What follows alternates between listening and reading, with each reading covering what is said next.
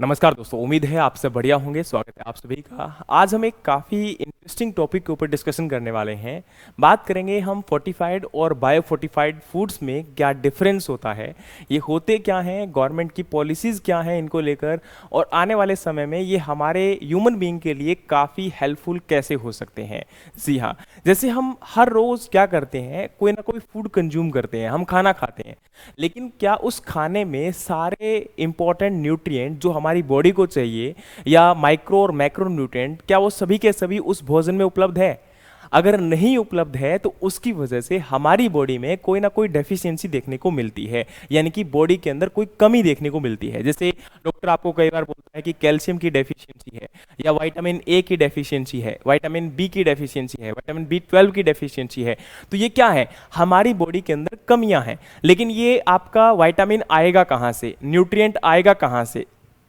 जैसे कई बार आपने सुना होगा जिंक की कमी होती है, या एनीमिया जो है वो आयरन की कमी के कारण होता है, गोइटर जो है वो सोडियम के कारण होता है। तो ये कई आपके ऐसे न्यूट्रिएंट हैं जो हमारी बॉडी में होने चाहिए, लेकिन ये न्यूट्रिशन आपकी बॉडी में हम लोग जो फूड कंज्यूम करते हैं उसमें उपलब्ध नहीं होता, और जिसकी वजह से हमारी बॉडी में डेफिशिएंसी सिम्टम देखने को मिलते हैं, यानी कि आपको कमी देखने को मिलती है। अब इस कमी को पूरा करने के लिए देखिए, जो हमारा फूड हम लोग कंज्यूम कर रहे हैं उस फूड में एक हेल्दी डाइट की रूप में उसमें सारे न्यूट्रिएंट प्रेजेंट होने चाहिए, सारे मैक्रो और माइक्रो न्यूट्रिएंट अवेलेबल होने चाहिए। लेकिन क्या होता है कि जो हमारे कुछ ऐसे फूड हैं जिनमें सारे इंपॉर्टेंट या सारे न्यूट्रिएंट अवेलेबल नहीं हो पाते हैं, लेकिन होने चाहिए। तो अब क्या होता है कि हम बाहर से कुछ न्यूट्रिएंट ऐड करते हैं, और बाहर से न्यूट्रिएंट दो तरीके से ऐड किए जा सकते हैं, एक फोर्टिफिकेशन, एक बायो फोर्टिफिकेशन। फोर्टिफिकेशन का मतलब क्या होता है?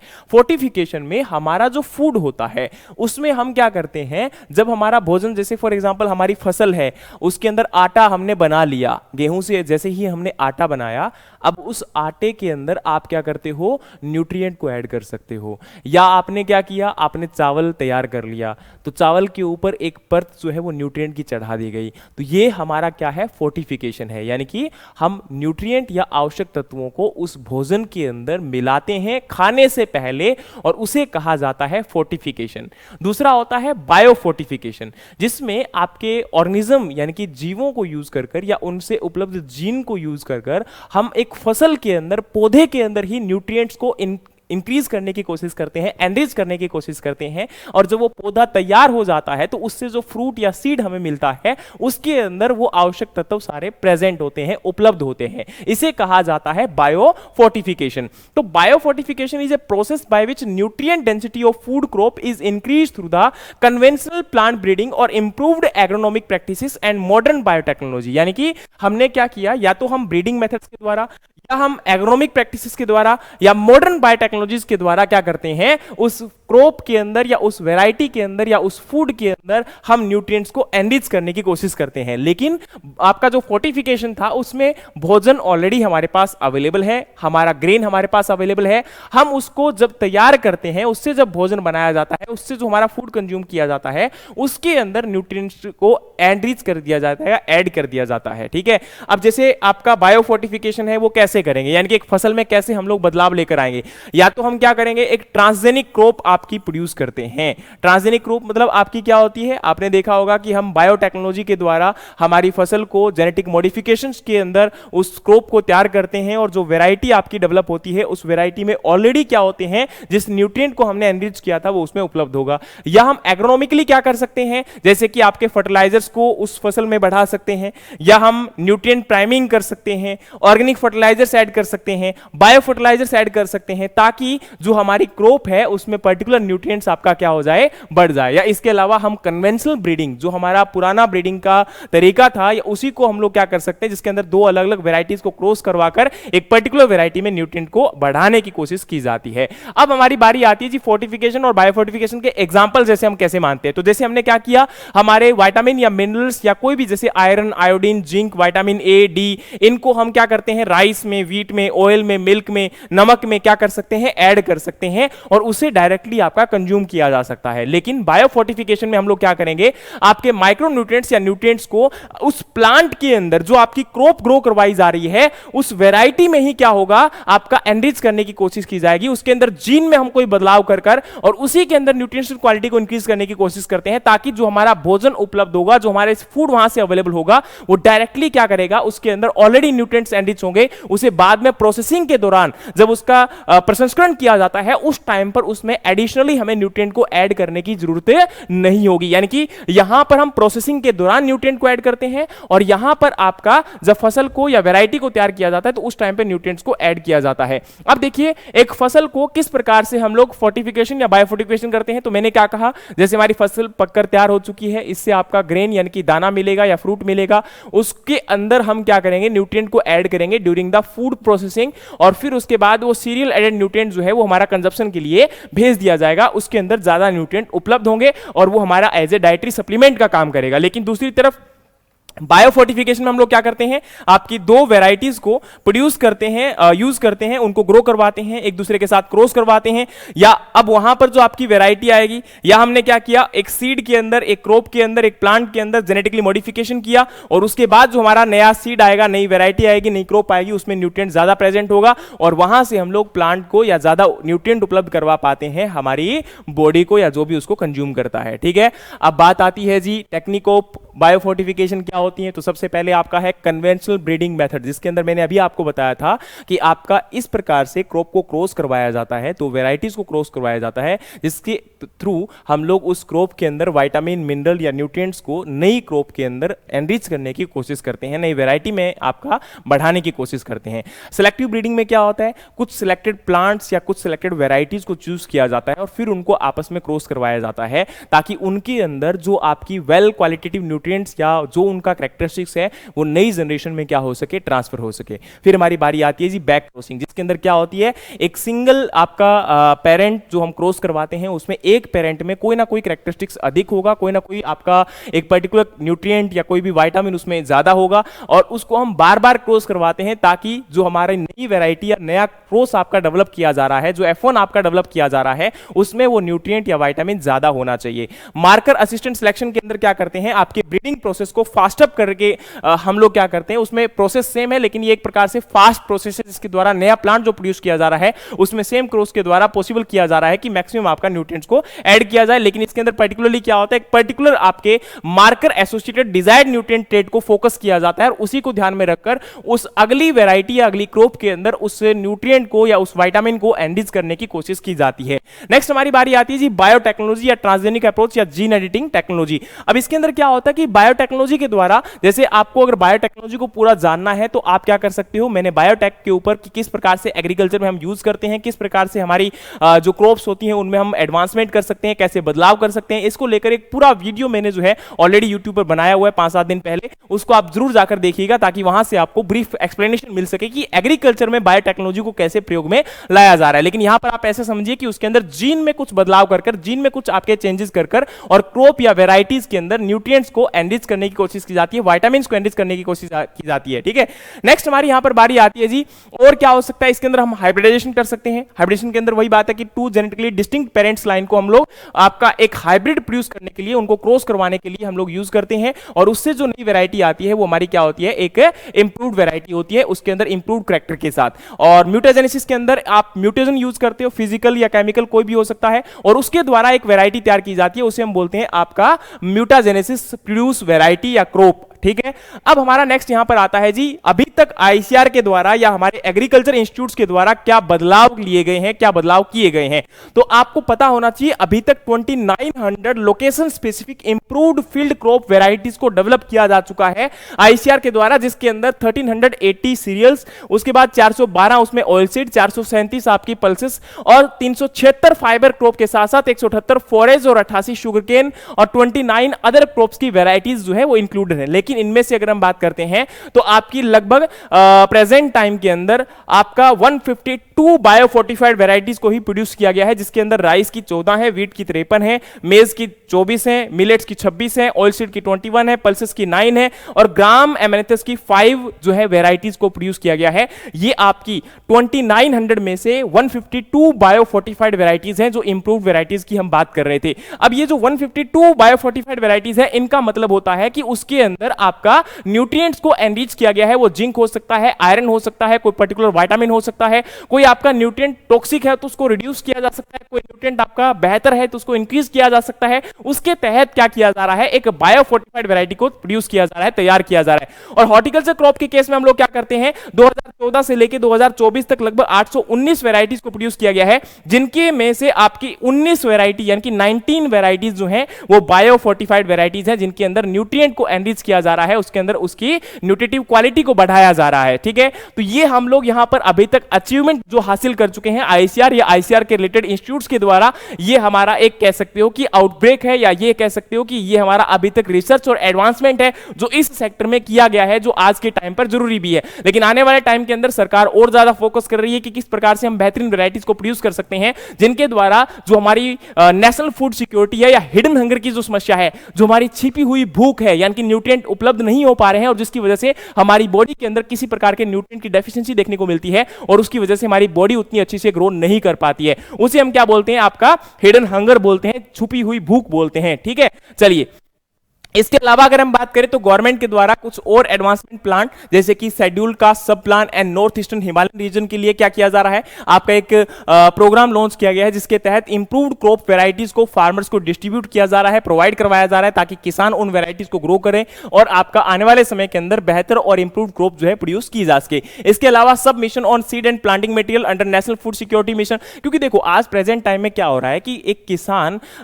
जो इंप्रूव्ड वेराइटीज है उनके बारे में जान नहीं पाता है। आईसीआर या रिलेटेड इंस्टीट्यूट्स के द्वारा बहुत सारी ऐसी वेराइटीज को डेवलप तो किया जा रहा है, लेकिन एक्चुअली में क्या है कि उसकी प्रेजेंस या उसकी जो उपलब्धता है वो किसान को नहीं हो पा रही है, जिसकी वजह से किसान सफर करता है। किसान को वो वेराइटीज ना उपलब्ध होने के कारण, किसान को वेराइटी ना अवेलेबल होने के कारण वो उनको प्रोड्यूस नहीं कर सकता है। तो वही चीज जरूरी है कि इन स्कीम्स के तहत ये वेराइटीज, ये आपकी इंप्रूव्ड कल्टीवार किसान तक पहुंचाई जाए, ताकि एक बेहतर आपका जो प्रोडक्शन है वहां से लिया जा सके, किसान को भी फायदा हो और जो कंज्यूमर है उनको भी बेनिफिट इसका मिल सके। Objective of this scheme is to make available the seed of climate resilient biofortified and high yielding varieties to the farmer to the village. मतलब सीधी सी बात है कि इस प्रोग्राम के तहत, इस स्कीम के तहत ये फोकस किया जा रहा है कि आपकी जलवायु अनुकूल वेराइटीज या बायोफोर्टिफाइड वेराइटीज या आपकी हाई यील्डिंग यानी कि अधिक उपज देने वाली वेराइटीज को किसान तक पहुंचाया जाए और वहां से आपका बेहतर प्रोडक्शन जो है वो लिया जा सके।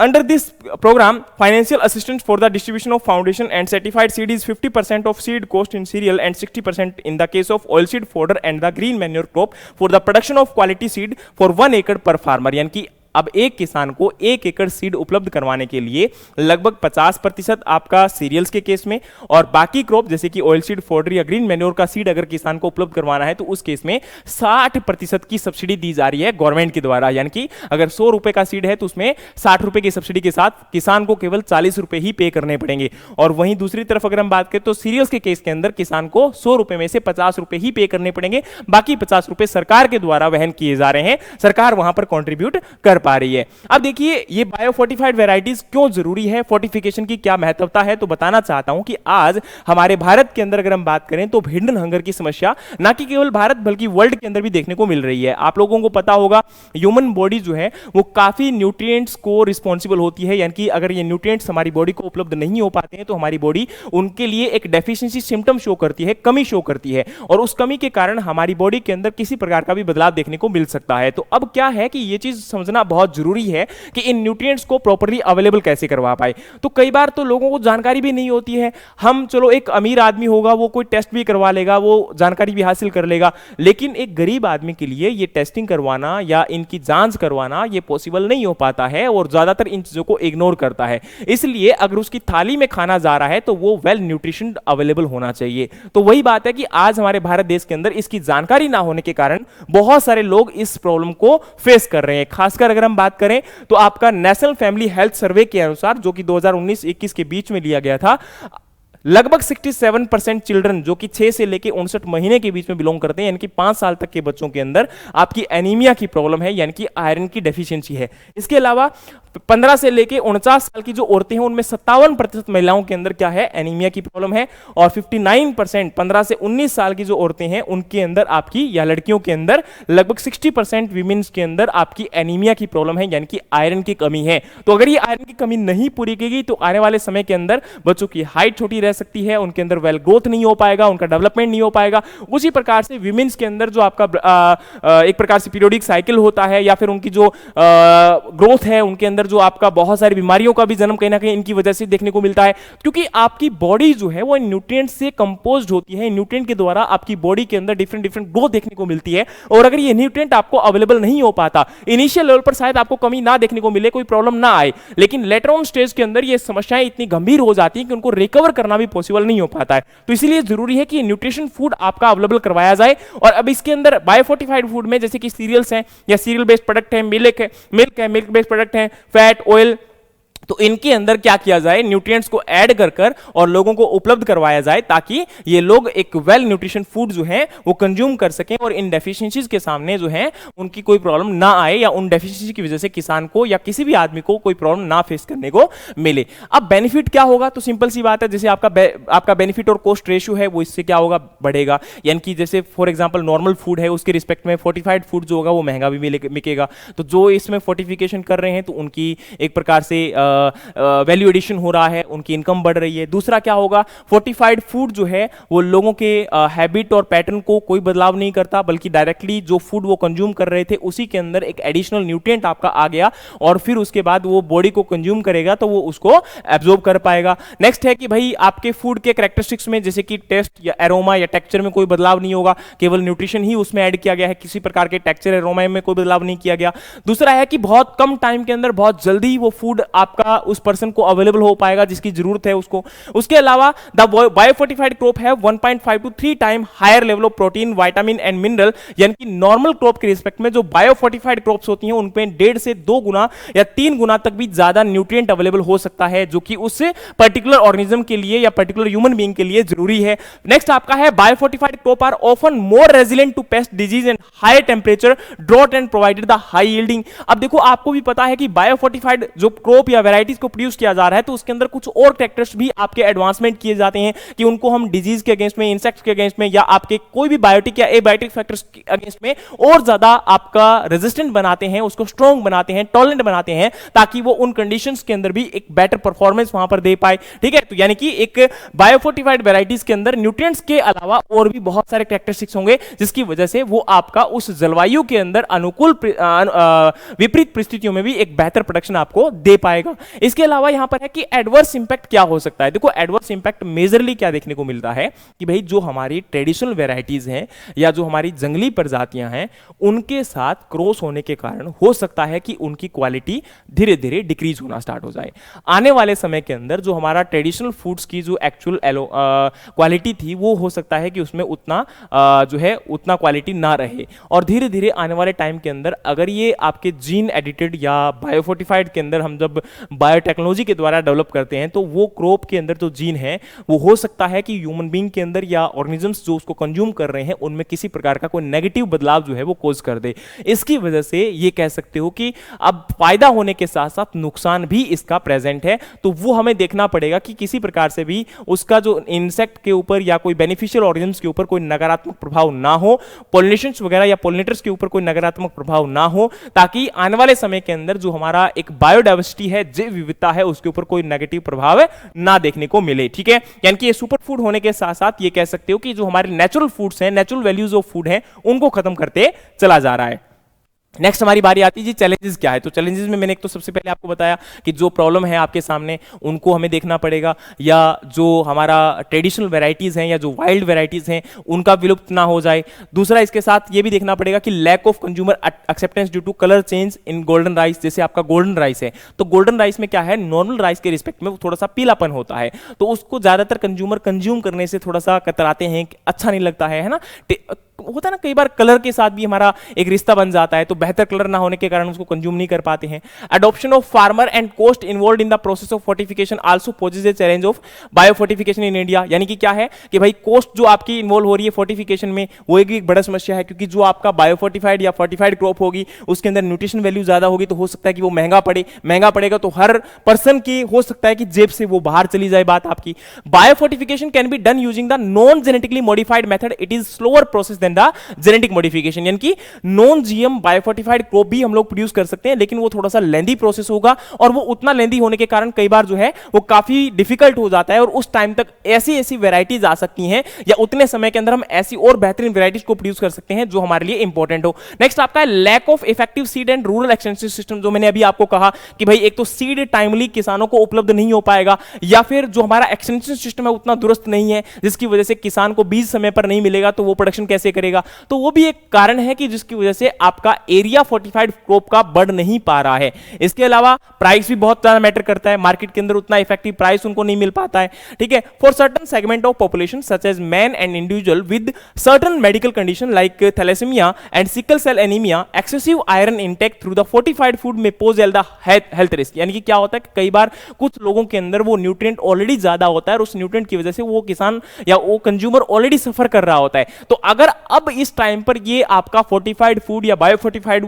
फूड उस कंज्यूमर ने कंज्यूम कर लिया, तो क्या होगा, उसके अंदर वो समस्या और ज्यादा बढ़ सकती है, और वो उसकी डेथ के लिए भी रिस्पॉन्सिबल हो सकता है। तो हमें इन बातों को थोड़ा सा देखना पड़ेगा कि क्या इसके अंदर हम चेंजेस कर सकते हैं, और आने वाले टाइम के लिए कैसे एक बेहतरीन भोजन हम लोगों की थाली में रख सकते हैं, क्योंकि लगातार जनसंख्या बढ़ रही है, और जनसंख्या बढ़ने के कारण उन लोगों के लिए एक बेहतर क्वालिटी फूड अवेलेबल करवाना काफी मुश्किल काम हो पा रहा है। इसलिए हमें इस पर जरूरत है ध्यान देने की। अगर हम अभी ध्यान नहीं दे पाए तो आने वाले समय के अंदर काफी इसके जो ये कह सकते हो नेगेटिव इंपैक्ट हमें देखने को मिलेंगे। तो ये था हमारा इसके अंदर की फोर्टिफाइड और बायो फोर्टिफाइड फूड क्या होते हैं, क्या इसके अंदर कहानी है। उम्मीद है कि पूरा का पूरा आपको समझ में आ गया होगा कि गवर्नमेंट के क्या इसके अंदर स्टेप्स लिए जा रहे हैं, और गवर्नमेंट यहां पर कौन कौन से चैलेंजेस का सामना कर रही है, या हम लोग कौन कौन से चैलेंजेस का सामना कर पा रहे हैं, और इन चुनौतियों को कैसे हम स्वीकार कर सकते हैं, और कैसे इनके अंदर बदलाव लाकर हम एक हेल्दी और न्यूट्रिटिव फूड एक कंज्यूमर की थाली में प्रोवाइड कर सकते हैं, जिससे हमारी जो डेफिशिएंसीज है या हिडन हंगर है या जो छिपी हुई भूख है उसको हम लोग रिक्लेम कर पाएं, उसको हम दुरुस्त कर पाएं। उम्मीद है कि वीडियो आपको पसंद आया होगा। अगर वीडियो पसंद आया तो लाइक कीजिएगा, शेयर कीजिएगा, सब्सक्राइब कीजिएगा, और कमेंट बॉक्स में कमेंट भी करिएगा कि आपको आने वाले समय में किस प्रकार के टॉपिक्स की जरूरत है, जिससे हम उन टॉपिक को और बेहतर तरीके से आपके सामने कवर कर सकें। जय हिंद, जय भारत, जय जवान, जय किसान।